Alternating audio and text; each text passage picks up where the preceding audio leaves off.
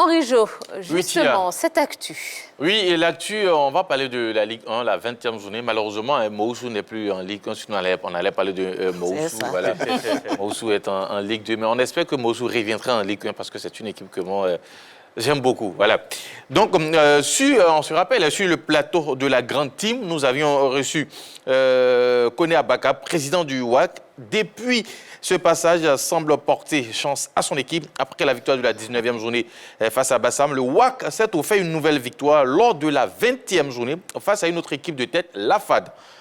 Dans le haut du classement, la SEC a été tenue en échec par le Sporting Club de Gagnoa 1-1. Et de son côté, le FC San Pedro a fait une bouchée de l'Asie d'Abencourt 3-0 quand l'AS Standard obtenait sa 4e victoire d'affilée face à l'USC Bassam et puis à Abidjan. Soit l'FC a mis les militaires de l'assaut au pas. Et quand le Racing Club d'Abidjan dominait qui? L'Africa Sport au score, voilà.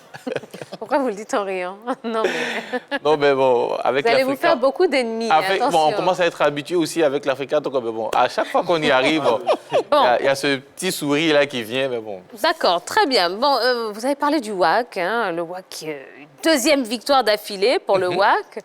Comme quoi, hein? C'est pas rien. Hein. Ce n'est pas rien. Parce que on pourra dire que le plateau de la Grande Team, ça apporte chance quand même. Hein. Ça doit être parce ça. Parce que depuis qu'il est passé, il nous a promis qu'il allait se maintenir. Et, voilà. Ils enchaînent les victoires. Tout va bien pour son équipe. Est-ce que les Guêpes vont arriver à assurer leur maintien, selon vous? Jojo. La guêpe est vraiment puissante. Il ne faut pas négliger aussi le travail d'une guêpe. Moi, je l'ai dit, je supporte le WAC il y a longtemps. Et je savais qu'après la victoire avec Bassam, ce sera une autre victoire. Et nous, on guette les forts du classement. Là. Afad, Bassam, je ne veux pas dire qu'ils sont forts. Les gens du WAC arrivent. Et bon, le train a commencé à marcher. On va battre l'Africa, pas en tant que supporter, mais en tout cas, le WAC se maintient bien, plus ou moins. La bonne nouvelle, c'est que le WAC n'est plus 14e.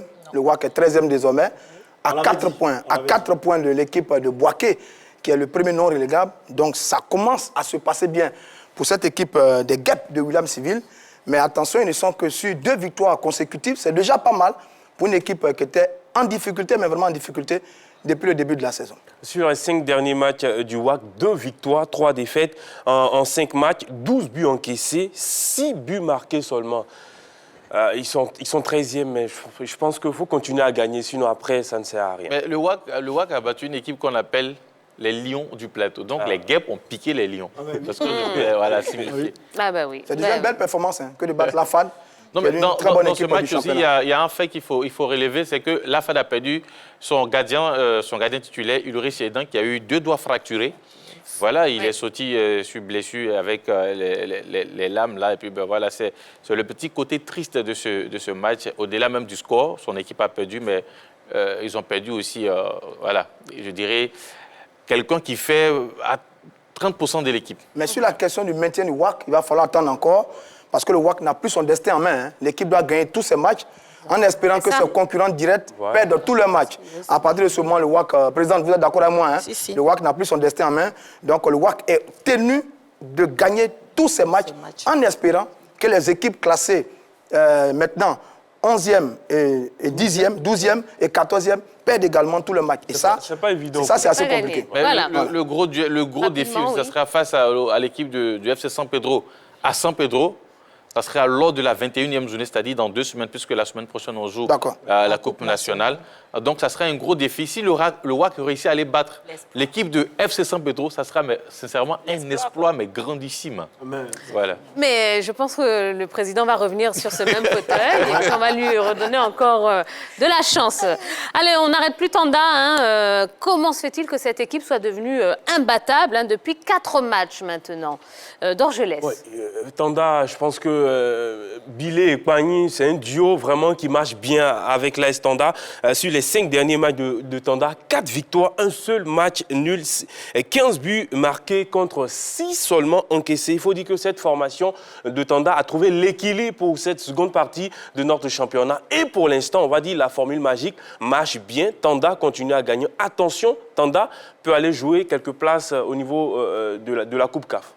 Oui, Ce qui est intéressant avec cette équipe de Tanda, c'est qu'il y a un jeune joueur, Amani Vianney, qui, après ce match face à l'équipe de Bassam, a promis finir la saison avec le titre de meilleur buteur. Voilà, c'est un ailier. Il a 7 réalisations actuellement à 2 longueurs du meilleur buteur du championnat, qui est Doumbia Boubacar Junior de la SOA, qui lui en a 9. Donc voilà, ça va être vraiment un beau duel entre ces deux. Mais c'est un réveil pour cette équipe de Tanda avec surtout ce duo à la tête depuis un moment. Alors, la SEC accrochée, l'Africa perd encore. Est-ce qu'on doit toujours considérer ces deux équipes comme, je dirais, les deux poids lourds du football ivoirien? Madame Ezoua. Bon, l'Africa, aujourd'hui, bon, ils ont des problèmes et ils ont beaucoup de difficultés. Il n'y a pas d'entente. Vraiment, c'est difficile. Quand c'est comme ça, il ne peut pas avoir de victoire. Parce que c'est comme si ça mettait un blocage. Il faut qu'il y ait l'entente pour que l'équipe puisse aller de l'avant. Mais ils ont des problèmes ou bien ils se créent des problèmes eux-mêmes? C'est la question que tous on se pose. Hein? Bon, là, moi, je sais. Est-ce que c'est les problèmes qui empêchent les joueurs de marquer? Parce que nous, on a tous le sentiment que l'Africain même se crée des problèmes. Parce que la question que je vous pose, c'est très intéressant. Est-ce que ce sont les problèmes qui empêchent les joueurs de marquer? Aujourd'hui, si on me pose la question de savoir où est-ce que l'Africa s'entraîne, je ne sais pas. Vous voyez, c'est ça. Quand vous voyez l'Africa jouer, ils peuvent jouer les 45 premières minutes. Mais au-delà des 45 premières minutes, on sent des joueurs fatigués. La condition physique, est-ce qu'ils se sont entraînés conséquemment pour pouvoir jouer ce championnat? Est-ce qu'ils sont en forme physiquement, comme je le demandais? Et puis, bon, du côté de la SEC, est-ce qu'on peut considérer les deux là aussi comme les deux poids lourds du football ivoirien? Oui, parce qu'au niveau des titres, au niveau de l'histoire, mais actuellement, il y a d'autres équipes qui montrent de belles choses. Et ces deux-là commencent à vraiment piétiner. L'Africa a été battue par le RCA 1-0. La SEC a été tenue en échec 1 but partout par l'équipe de Bassam. Gagnoa, 1 but partout. Mais ça reste quand même les deux grands bonnets du football ivoirien. 26 titres pour la SEC, le dernier c'était en 2017. 18 titres pour l'Africa Sport d'Abidjan, le dernier c'était en 2011. Oui, c'est vrai que la SEC nous habitue de moins en moins à de très bons résultats et que l'Africa n'a pas encore réussi à faire sa mue et sa révolution, mais n'en demeure pas moins quand même que ça reste les deux cadors de notre football. Il faut les respecter. Alors, on va parler du RCA maintenant. Certains ont dit que le Racing faisait tout pour ne pas être champion, finalement. Qu'est-ce qu'on peut dire après cette victoire sur l'Africa? On voit que directement le RCA se reprend. On a dit qu'il y avait des supputations, le RCA ne jouait pas vraiment pour le titre, le RCA faisait même exprès pour perdre. Mais là, sur le match contre l'Africa, je pense que là, le RCA a fermé les bouches de tout le monde. Le RCA est toujours dans la course pour le championnat, pour le fauteuil du championnat. Donc, il faudrait arrêter un peu les supputations et croire toujours en ce RCA-là qui nous a produit du beau jeu par rapport à l'Africa. Voilà. Pour moi le match était un choc de cette 20e journée. Après, je pense que ça permet à cette équipe du Racing de pouvoir entrer quand même dans l'histoire. Battre l'Africa, je pense que c'est plus un palmarès dans l'histoire du club, oui, à tel moment de la compétition. Sauf que l'Africa a perdu quand même de sa valeur. Hein. On a vu ces matchs consécutifs. Au moins, c'est une fierté pour cette équipe. Oui, de Racing. Mais battre l'Africa dans ce contexte-là, battre l'Africa dans ce contexte-là, c'est pas un record, c'est pas historique. Ce n'est plus des choses qui n'arrivent pas. Tout le monde bat la SEC, tout le monde bat l'Africa. Ce n'est pas des grands faits. Mais ce que je vais dire concernant le Racing, vers la fin du mois de mars, ils ont une tournée. Normalement, ils ont 2 tournées. Voilà. Non, moi, j'attends toujours. Parce qu'il reste encore... Ils vont envoyer la moitié du Il reste encore 6 journées. En Europe. Et on est parti dans tous les cas, les supputations concernant cette équipe du RCA vont continuer jusqu'en fin de saison. Parce que nous sommes formés là-dessus, cette équipe-là, elle ne va pas aller jusqu'au titre. On va regarder ensemble. Dans tous les cas, c'est quand même le leader, président. C'est le leader du championnat. Une belle équipe, une belle machine qui a eu 2 revers de suite et là qui gagne face à l'Africa qui n'est pas en forme. Bon, voilà, mais c'est bien. Ça reste quand même l'Africa. Très bien. Le leader du championnat. Allez, il y a également l'entraîneur de Boaké FC qui a été limogé. C'est le énième entraîneur viré en Ligue 1.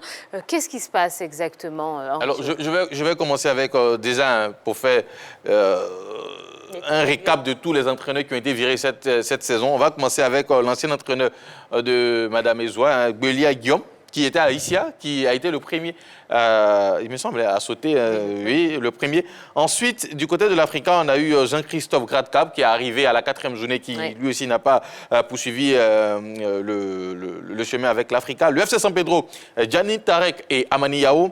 Du côté de la SOA, Bilek Bani, qui était sur notre plateau. Gagnoa Traoré Siaka, qui a rebondi plus tard du côté de la SOA. Atanda Oussou Israël, qui a été remercié. À Sol FC, Vasriki, qui a été remercié. Alors, récemment, c'est Amadou Ouattara de Boaké FC qui a été remercié. Alors, moi, la petite question que j'ai envie de poser, c'est à Mme Ezoa. Pourquoi, quand ça ne va pas, c'est plutôt les entraîneurs qu'on limose ou on ne cherche pas à changer quelque chose dans l'équipe, peut-être des joueurs en apport, mais c'est toujours l'entraîneur qui est toujours mis dehors. Non, mais avec l'entraîneur, il y a un objectif à atteindre. Parce que quand tu prends un entraîneur, tu discutes avec lui et tu lui dis, au bout de 5 journées, je veux des résultats. 5 journées? Oui. Bon, ça dépend des clubs. Moi, avec Bélia à l'époque, quand on était en Ligue 1, et on était premier pendant 5 journées. Et après, ça n'allait plus. Et c'est pour ça qu'on l'a limogé. Parce que dans le contrat, on s'est dit que après, jusqu'aux phases, à la fin de la première phase, on devait atteindre vraiment un certain nombre de points, avoir un certain nombre de points. Et ça n'a pas été le cas. Mais madame, est-ce que c'est lui qui attrape les pieds du joueur? Non, mais... Allez là-bas, ils vont là-bas. Non, mais les joueurs, quand ils sont sur le terrain, bon, souvent, ils font ce qu'ils veulent. Ah, les joueurs? Voilà. Donc, souvent, même quand l'entraîneur parle, même quand l'entraîneur l'appelle, il ne répond pas. Bon, ils sont tous comme ça. Mais l'entraîneur, il a quand même une pression sur les joueurs. Il a une autorité sur les joueurs. Parce que quand il s'entraîne, il est avec eux au quotidien, il les connaît plus que les présidents même du club. Mais présidente, le phénomène n'est pas nouveau, hein, le limogeage des entraîneurs. Il y a 2 ans, il y a 2 ans, sur 14 entraîneurs, 10 avaient été limogés. Et nous, on s'est dit, mais finalement, est-ce que les présidents de club ne cachent pas leurs faiblesses dans l'organisation et la gestion de leur club en limogeant les entraîneurs qui, parfois, ne sont même pas responsables des mauvais résultats de leur club? C'est juste, président, vous en riez, mais c'est juste. Vous avez le droit à votre journée, vous avez le droit pour répondre sur ce que Roger Stéphane a entendu. Oui, rapidement, parce qu'on doit avancer. Oui. Du côté de l'Africa, on a limogé Gradcap pour mauvais résultats. Et depuis l'arrivée de l'Union Nagueux, ça ne va toujours pas... Le pré-match ça ne va toujours pas dans cette équipe. Alors, la question, peut-être qui restera sans réponse, est-ce que le problème c'était Gradcap ou le problème se trouvait ailleurs du côté de l'Africa? D'accord, mais ça va rester sans réponse. Voilà. Avant de vous donner le résultat complet des matchs ainsi que le classement, rapidement, une petite comparaison entre la 19e et la 20e journée de notre championnat l'ONACI Ligue 1. 19e journée, 15 buts marqués. 20e journée, 10 buts inscrits. 5 buts en moins. On va dire ce week-end, les attaquants n'étaient pas en feu. Alors, les résultats, Henri Jo. Les résultats complets de cette 19e, plutôt 20e journée. Voilà, je suis encore dans le passé. L'équipe de San Pedro à domicile a étrié la Zida Bengrou 3-0. L'USC Bassam est tombé face à l'AS Standard 1-0. Le Sporting Club de Gagnoa et la SEC Mimosa ont fait match nul 1-1. Isia et Boaké FC 1-1. Afada a été battu par le WAC 1-2. Le Sol FC a battu la SOA 1-0. Et le Racing s'est imposé face à l'Africa Sport 1-0. Le classement. Alors, au classement, c'est l'équipe du Racing qui est toujours leader, cette fois-ci avec 38 points plus 8, suivi du FC San Pedro, le désormais 2e du championnat. La SEC complète le podium, la SOA est 4e. Au bas du tableau, WAC 13e désormais avec 15 points et Isia 13 points à la 14e place. Sur le classement, 2 faits majeurs, San Pedro qui prend la 2e place du classement et le WAC qui quitte la 14e place pour la 13e place. Merci beaucoup. Allez, voilà ce qu'on pouvait dire concernant cette 20e journée de la LONASI Ligue 1. Eh bien, on a encore un petit peu plus d'actu pour vous et ça arrive tout de suite.